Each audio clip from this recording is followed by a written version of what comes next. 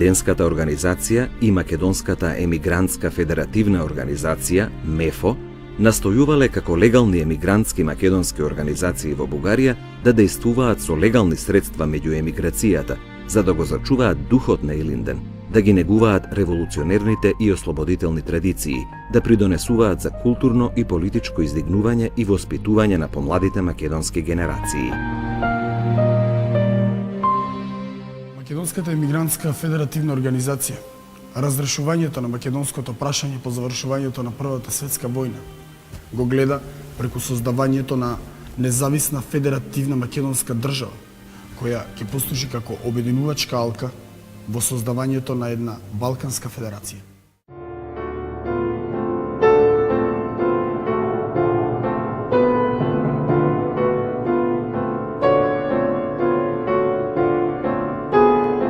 По замирањето на незината работа, федералистите се активирале и влегувале и во други македонски организации и струи и придонесувале за нивно ориентирање пред се кон демократските, но и кон социјалистичките и комунистичките сили и организации за заедничко дејствување на Балканот, за надминување на национализмот, шовинизмот и напуштање на идеите за големи држави со туѓи територии во нив, а за прифаќање на една поширока рамноправна државна заедница за сите балкански народи, Балканската федерација, во која ја гледале и иднината на Македонија, како целосна географска, економска, етнографска и културна рамноправна федерална единица.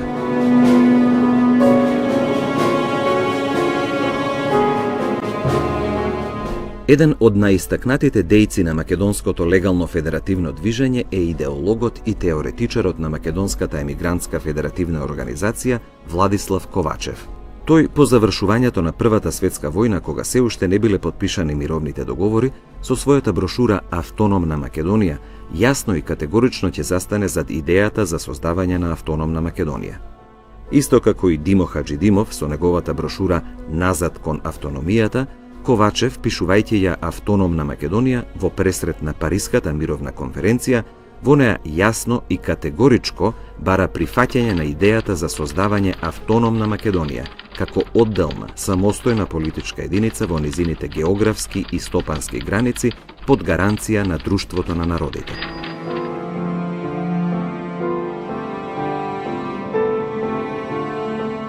При тоа, Владислав Ковачев апелирал до бугарската влада и до бугарските политички партии да ја прифатат идејата за автономна Македонија и да ги задолжат бугарските делегати на конференцијата на мирот во Париз да се застапуваат за решавање на македонското прашање преку создавање на самостојна Македонија. Доколку македонското прашање не биде решено, Владислав Ковачев на крајот од брошурата дава на знаење дека македонските револуционери и емигрантски маси ќе најдат сили и верба за да ја продолжат повторно борбата за извојување на човечки правдини, какви што може да не ги гарантира само една самостојна Македонија. Водејќи постојана борба со своите неистомисленици, идејни противници од раководното тело на легалниот сојуз на македонската емиграција во Бугарија, Извршниот комитет на македонските братства во Бугарија, ќе се профилираат како посебна струја во легалното македонско движење во Бугарија, како привремена комисија на македонската емиграција во Бугарија. Со тоа започнал процесот на формирање на МЕФО. Во раководните редови на ова ново течение во македонското ослободително дело се нашле веќе искусни револуционери, војводи и организатори кои дејствувале во македонската револуционерна организација, некои уште од самото нејзино основање во 1893 година. Доктор Христо Татарчев и Антон Димитров, а другите активни дејци во периодот на организациониот растеж на организацијата за време на Илинденското востание и потоа до крајот на Првата светска војна: Владислав Ковачев, Никола Киров Мајски, Павел Шатев, Климент Размов, архитект Никола Јуруков, доктор Филип Атанасов, доктор Христо Далкалчев и други. Меѓу двете легални тела на македонската емиграција во Бугарија се развивале се пожестоки дискусии околу македонското прашање, односно околу визиите за идната македонска држава. Привремената комисија на македонската емиграција ги декларира и начелата по кои ќе се раководи во својата дејност. Тие изјавиле дека чистотата на автономната идеја стои за нас повисоко од сите други мисли. и во името на нашето политичко барање за создавање на автономна и самостојна Македонија, како одделна политичка единица, независна од балканските држави, која ќе служи како обединувачка алка меѓу нив. Ве покануваме на заедничка борба. На основачкиот конгрес на МЕФО, одржан во декември 1921 година, кој го отворил дотогашниот председател на привремената комисија доктор Христо Далкалчев, како цел на организацијата е посакано поскорешно воздигнување на справедливата македонска кауза врз базата Македонија за македонците, како целосно независна од балканските држави политичка величина, која ќе гарантира апсолутно еднакви права на сите етнички елементи што ја населуваат. Всушност, целокупната идеја, визија и заложба на федеративното движење за решавање на македонското прашање, или поточно за ослободување на Македонија и создавање на независна македонска држава во рамките на една Балканска федерација, како траен идеал на македонскиот народ, ќе ни ја представи идеологот и теоретичарот на МЕФО Владислав Ковачев во својот ракопис «Политичко верују на македонците» на негов својствен начин. Независна Македонија како рамноправна членка на Балканската федерација е политичкото верују на македонците што искрено си ја сакаат татковината, без разлика на верата, народноста, полот, возраста и уверувањето. Според член 1 и 2 од уставот на организацијата се истакнува дека нејзината цел ќе биде да зајакне, да се подготви, да се здружи и да го поведе македонскиот народ, без разлика на вера и народност, во борба за добивање слободна и независна Македонија на федеративен начин, со еднакво право на сите народности во незините географски и економски граници, за да влезе како рамноправен член во Балканската федерација.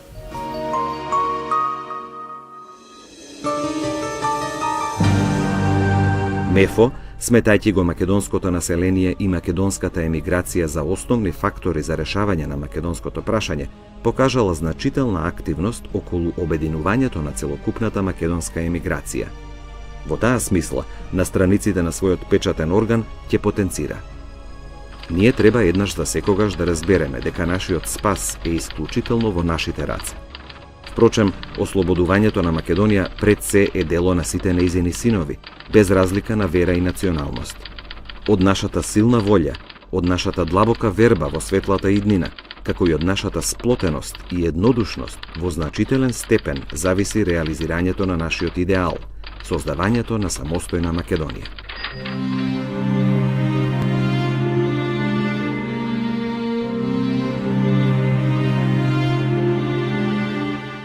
Македонската емигрантска федеративна организација во Бугарија со незините цели и задачи и методи на работа успеала да привлече кон себе значаен дел од македонските емигрантски сили. Но за функционирањето на МЕФО, покрај другото, се јавувал и проблемот со неможноста за обезбедување на доволно материјални средства. И расположението во македонските федеративни друштва било за обединување на целата македонска емиграција во една организација.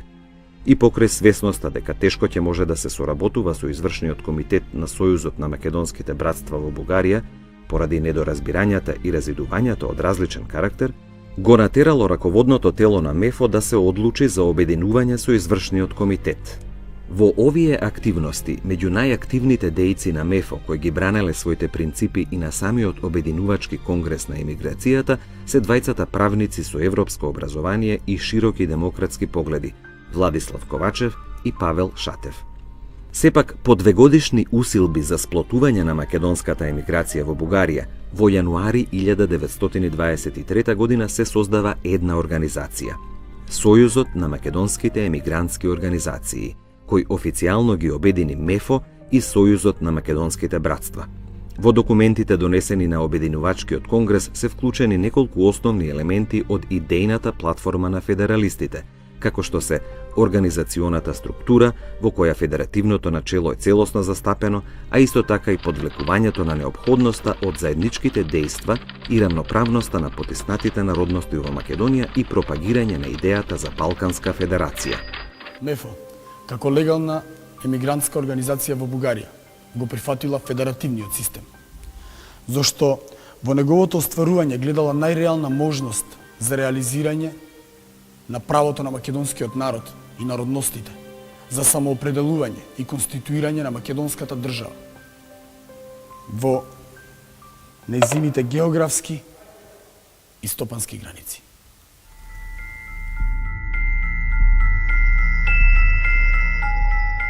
Со тоа најенергично се спротивставувала на какви било решение на македонското прашање од аспект на задоволување на интересите на оној дел од македонското население за кое врховистите од Извршниот комитет и ВМРО Автономистичка барале применување на клаузулите од правата на малцинствата според мировните договори во Македонија под српска и грчка власт, односно на оние кои го сведувале ова прашање на малцинско прашање, а македонскиот народ го третирале како дел од бугарскиот народ. Во програмските ставови на МЕФО, македонското ослободително дело се сваќа како народно, на сите народности што живеат во Македонија, односно уредување на идната македонска држава како политичка граѓанска држава, со еднакви права за припадниците на сите народности што ја населуваат, или пак уредување на истата како македонска федерална држава, по примерот на Швајцарија.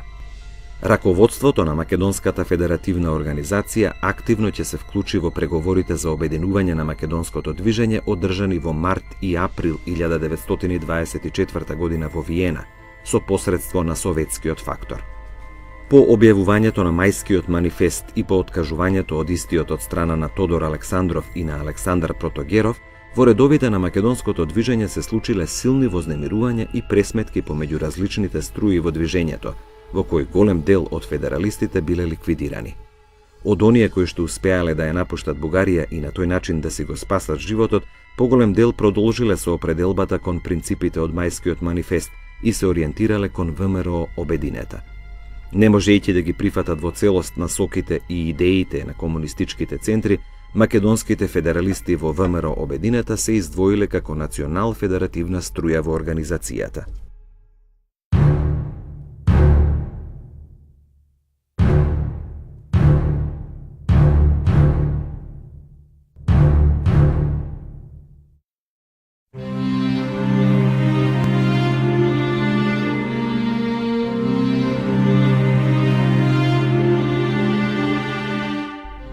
Голем дел од бившите македонски револуционерни и легални организациони работници кои по Првата светска војна се нашле во Бугарија биле во тешка економска состојба по војните. Многумина од нив немале сопствен дом, солидно образование и средства за екзистенција. Како долгогодишни активни револуционерни дејци и борци за македонската слобода, не биле многу опитни во секојдневниот практичен живот за обезбедување на екзистенција, односно, како емигранти, тешко се снаоѓале во организирањето на сопствен мирен живот во мирнодопски услови во Бугарија. Најголем број од македонските дејци по Првата светска војна, со оглед на нивната возраст од околу 40 до 50 години, потешко би можеле да се дообразуваат и да се преквалификуваат. Во превирањата во редовите на македонското револуционерно ослободително движење веднаш по војната се случуваат и внатрешни разединувања, што е една од причините бившите организациони дејци да се самоорганизираат во нова организација, која ќе има спомагателна цел. Замислена како организација на добротворни и културно-просветни друштва во кои членуваат бивши легални и нелегални дејци на македонското ослободително движење, Илинденската организација наликувала на многу други ветерански организации. Подобрувањето на тешката материјална положба на македонските дејци во поодмината возраст е една од приоритетните задачи и обврски на оваа организација. Задачите од таков карактер биле регулирани во Уставот. Друштвата имале обврска да го негуваат зближувањето и солидарноста во редовите на своето членство, да ги заштитуваат нивните права и интереси, да се грижат за обезбедување на соодветна работа за нив, да се грижат и за членовите на нивните семејства, за нивното школување, лекување, сместување и по други прашања. Илинденските друштва имале за задача и да обезбедуваат попристоен и посвечен погреб за своите членови, како и овековечување и негување на споменот на херојски загинатите македонски револуционери и починати членови на друштвата. Организацијата која најмногу придонела илинденските традиции да продолжат да живеат меѓу македонската емиграција во Бугарија и македонскиот народ во Пиринска Македонија во првите неколку години по завршувањето на Првата светска војна била Илинденската организација. Од посебно големо значење била активноста на друштвото Илинден во Софија за негување на традициите од македонската револуционерна борба. Задачата ја популаризира македонската историја, македонскиот хероизам, македонското самосознание. Друштвото ја остварувало со собирање на податоци и материјали од македонската револуција и со прибирање на биографии на македонски револуционери. Вакви друштва биле основани во повеќе градови со македонска емиграција.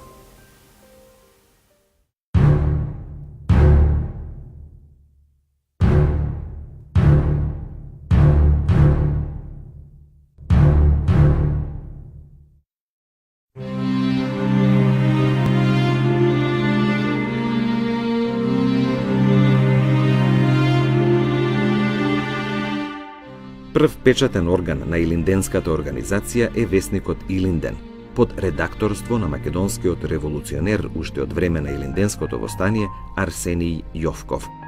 Овој весник потоа ќе се појави и под името 20 јули или под името Пирин, поради непријатностите што ги има со бугарската власт.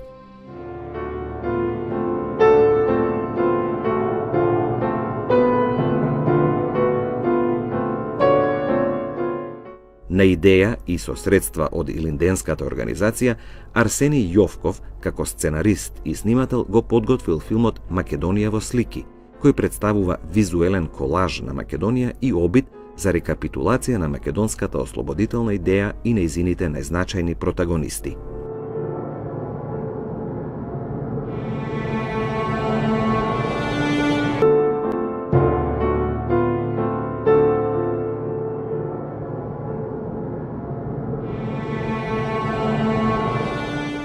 Еден дел од филмот прикажува документарен материјал за пренесувањето на саркофагот со посмртните останки на Гоце Делчев од куќата на македонскиот револуционер и соборец на Делчев Михаил Чаков кон катедралната црква Света Недела во Софија на 2 август 1923 година. Филмот бил неколку пати прикажан, а потоа забранет. Саркофагот со посмртните останки на Гоце Делчев потоа бил поставен и чуван како најсвето нешто од македонската револуционерна борба во Илинденскиот дом во Софија, се до неговото пренесување во Скопје во 1947 година.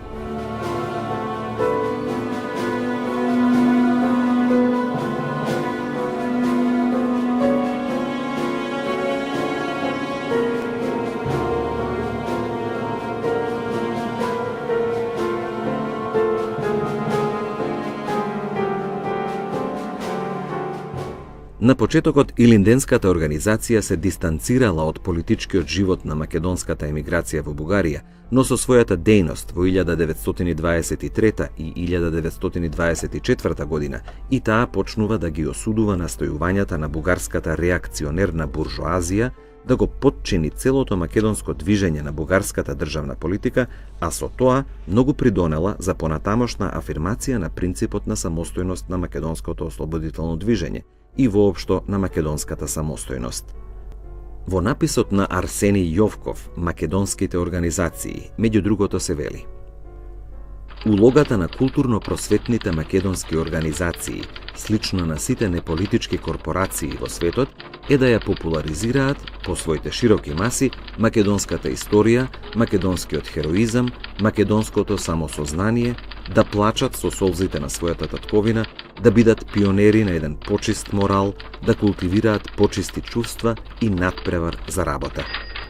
Јовков ги одбиваше и презираше настојувањата на бугарската пропаганда, зашто веруваше дека македонската емиграција ќе може обединета да действува онака како што действуваат другите емиграции во Бугарија. По силата на законите на таа земја и во името на нашето самостојно суштествување, ние сме независен политички елемент со право на толерирање, какви што имаат сите гости на бугарската држава – турци, ерменци, руси, грци и други. Како редактор на весникот Илинден и член на раководното тело на Илинденската организација, Арсениј Јовков со силата на пишаниот збор неуморно работел на зближување на редовите на целокупната македонска емиграција и нејзино сплотување во единствена насока и дејствување со заедничка цел – јакнење на македонското ослободително дело.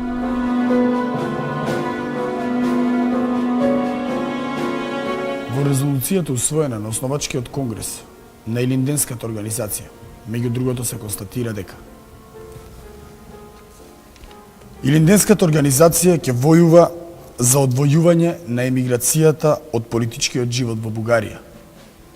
која што би ја влечела кон империалистички стремежи или кон истрошување на силите и надвор од рамките на националните интереси. Илинденската организација и нејзиниот печатен орган ја повикуваат емиграцијата во дух, волја и сплотеност и ќе докажат дека илинденците, бивши борци со оган и меч, можат на културно и пропагандно поле еднакво честно да се борат и преку збор и перо.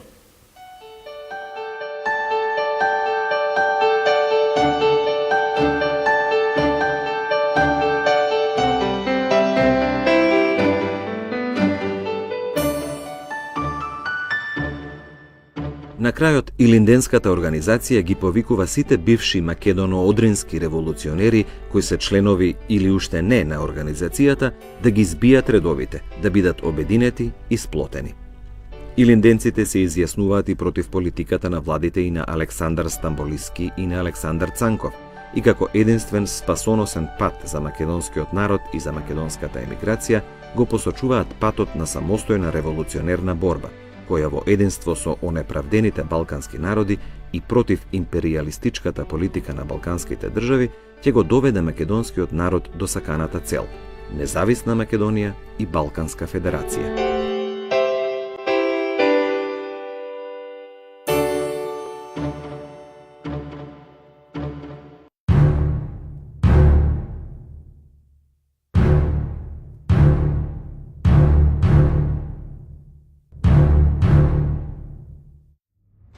Во 1924 година, по убиството на Арсениј Јовков, Илинденската организација паѓа под влијание на ВМРО Михајловистичка. На вториот конгрес на Илинденската организација, одржан на 12 и на 13 јули 1925, Георги Занков и Арсениј Јовков посмртно биле исклучени од раководното тело. Новото раководство почнало да издава ново гласило – Илустрација Илинден, под редакторство на Петар Мрмев и Христо Шалдев. Девизата Независна Македонија и етничко-географската карта на Македонија се присутни скоро на сите обележја и изданија на Илинденската организација. По 19-то мајскиот преврат во Бугарија во 1934 година, оваа организација била забранета. Почетокот на Втората светска војна и појавената можност Бугарија да ги прошири своите државни граници придонеле оваа држава драстично да го промени односот кон Илинденското востание.